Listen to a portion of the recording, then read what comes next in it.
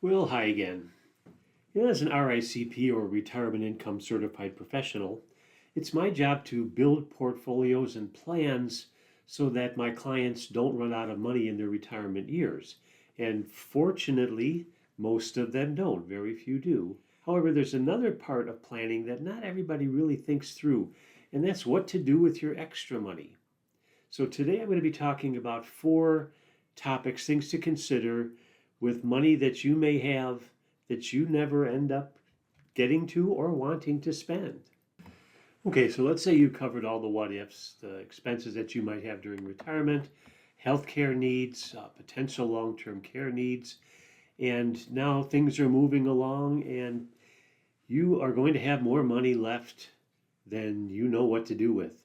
The first thing that I've seen happen is people don't name beneficiaries or they don't follow up on that. They don't have a will or a trust, and it just may go to whomever happens to be named on their accounts, whether they want it or not. And also going through the properties, the laws of their estate through probate and through the courts. I guarantee you this is not the most beneficial position to be in for you or your family or any of the people that you hoped would receive the money. So let's say that's not going to happen and move on to number two. Number two would be making sure money goes to family members. You can do that in a number of ways. In your retirement or taxable accounts or bank accounts, you can specifically name those who you want to receive the money. There are also wills and trusts to consider. I'm not an attorney, so I'm not giving legal advice, but this is where you should do your research or work with an attorney to decide, do you want a will, whether it's for your investment accounts or other property. Wills can be public information, something to consider. Do you want a trust? Do you really need to control money from the grave? Is it important? Or do you have perhaps children or others who are special needs and need that money structured so that they'll be taken care of long after you're not around? The third would be charitable gifting. And the reason I bring that up as its own category is making sure that if you decide that you want to leave money to a charity and also leave money to family, make sure that you've got the money going to the right people from the right sources or the right places from the right sources.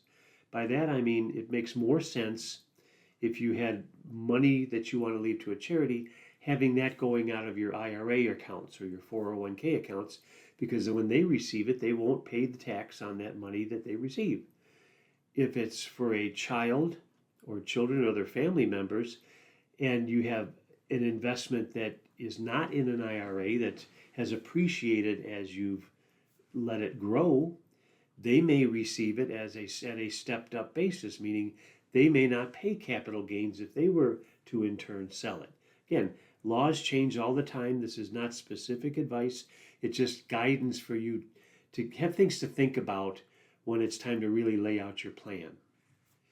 And then the fourth topic is, and it's coming up more frequently, fortunately, for people who are pretty well established, whether they're farther along in life or not, that want the opportunity to gift while they're still alive. And it can be very rewarding to get to see whether it's gifting for a grandchild or for their favorite charity. So thinking about doing that sooner rather than later, if it makes sense for your plan, can be something that you really want to think about. And there's a consideration for charitable gifting while you're alive. If you have an investment, let's say you bought a stock a long time ago and now it's really appreciated, the ability to gift that entire value of that stock to a charity where they don't pay tax on the appreciation, but you get the full benefit of the gift is absolutely a strategy worth pursuing for some people. I'm not recommending any of these specifically. I'm certainly not recommending the first category, but I do want you to think about this and build it into your plan so that if the time comes and you are in a position to where you realize, I'm not going to spend it all. What am I going to do with it? What do I want to do with it? You'll be in a good place to take care of your own wishes. Hey, thanks for watching, and I do recommend that you get professional advice in creating a plan that fits for you and for your family.